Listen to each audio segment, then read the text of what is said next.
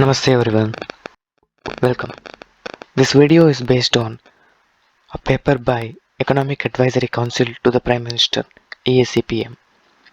The topic is Why India Performs Poorly on Global Perception Indices.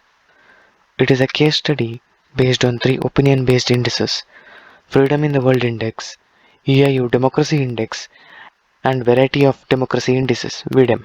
It is by the Economic Advisory Council to the PM and it came out in November 2022. It is authored by Sanjeev Sanyal and Akanksha Arora. It is a case study of three opinion-based indices. Freedom in the World Index. It is conducted by an US-based non-governmental organization called Freedom House. EIU Democracy Index. It is conducted by Economist Intelligence Unit, the research division of the Economist Group, a UK-based private company. The third one being Variety of Democracy Indices. It is conducted by University of Gothenburg in Sweden. Why this paper?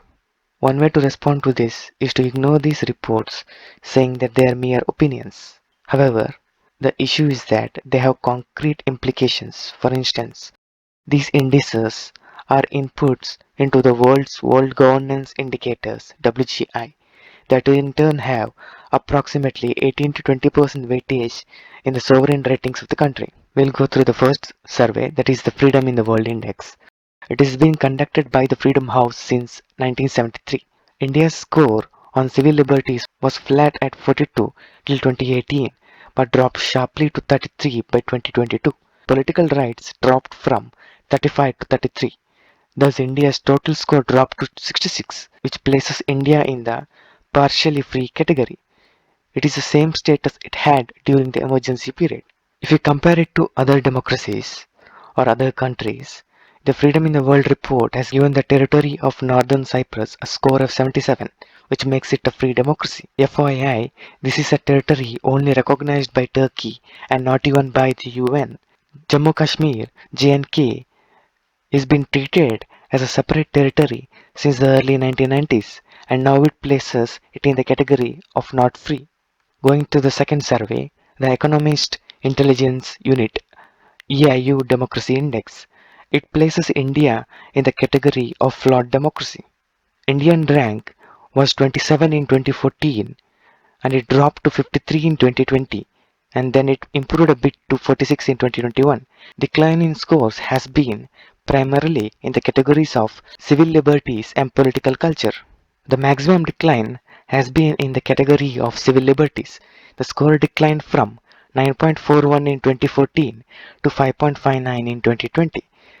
The score in political culture has declined from 6.25 to 5.0 in the same period. The marginal recovery of rank to 46 in 2021 is primarily on the grounds that the government rolled back the farm sector reforms, which led to the improvement in scores on the categories of civil liberties, functioning of government, and political participation. If we compare the EIU scores with other countries, India's latest scores of civil liberties lags behind that of Hong Kong, which is at 8.53. India's score for political culture is much lower than that of Hong Kong, which is at 7.5, and Sri Lanka, which is at 6.25. The methodology employed by the EIU survey. In their report, the EIU mentions that they do not only rely on the opinions of experts, but also take responses for some questions from opinion polls, if available, primarily from the World Value Survey, WVS. If the response from opinion polls are not available, then the response for those questions also are answered by experts. If we consider this, then the opinions of experts plus opinion polls are considered for the methodology. In case of India, the latest available WVS report is of 2012. The latest round of Wave 7, that is 2017 to 2020, has not been conducted for India yet.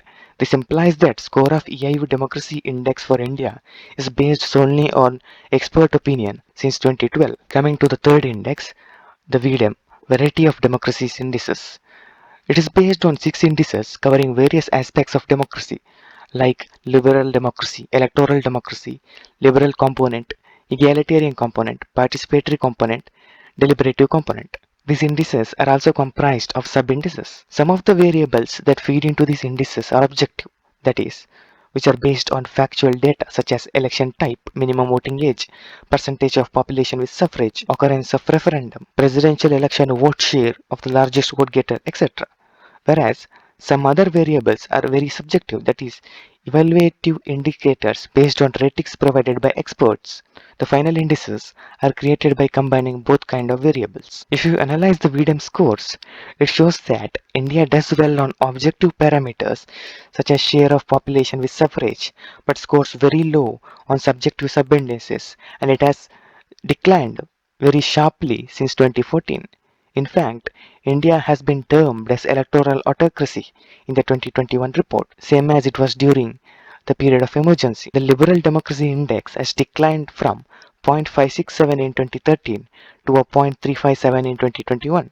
Secondly, the Electoral Democracy Index has declined from 0.695 to 0.444 during the same period. Now, if we compare it with other countries, India's rank on Liberal Democracy Index is 93. If you compare it to Kingdom of Lesotho, it has a rank of 60. Kosovo, which declared independence from Serbia only in 2008, has a rank of 79, which is higher than that of India. A common thread in all these indices is that they are derived from perception or opinions of few experts. These institutions do not provide any transparency on how the experts were chosen or even their expertise or nationality, except in case of V-DEM, where they clarify that they chose some experts from each country from different fields. If you see the Freedom House report, it mentions that report is produced by a team of in-house staff slash analysts slash consultants and external analysts and expert advisors from the academic,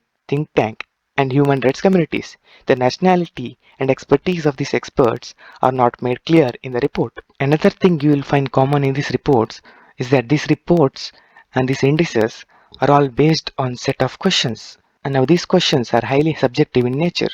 Hence, simply providing the same questions for all countries does not mean getting comparable scores on different countries, as generic questions can be answered very differently by different experts based on different countries. If you consider the question, how pervasive is corruption? The way this question is framed Can have different answers from different experts and lead to different impacts on the scores. Now the question is the head of the state democratically elected is not asked in these surveys. Now if this question was to be asked, it would negatively affect countries such as Sweden, Norway, UK, etc., as these countries have constitutional monarchies. Now we can say that asking such question is not unreasonable, as the index is trying to assess the democratic situation in any country.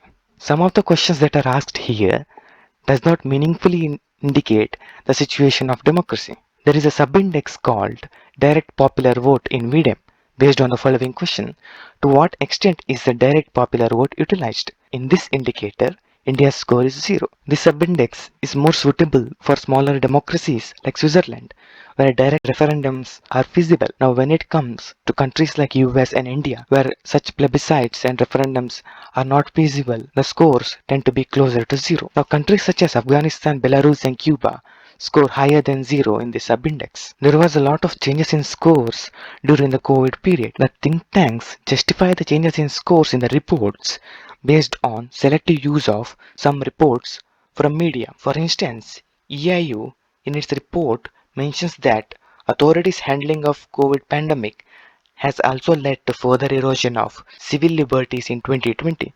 There is no basis to show how anything different was done in India beyond what was necessary to contain the pandemic.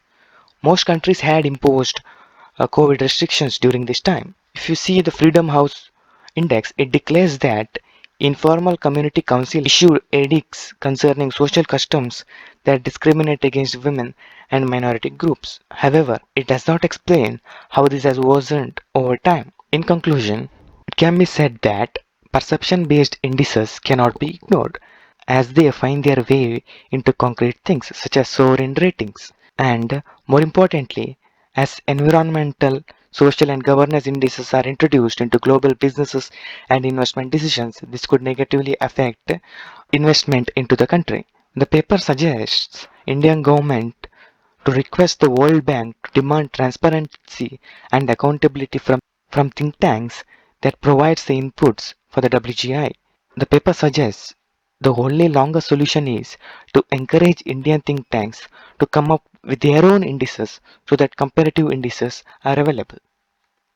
Thank you.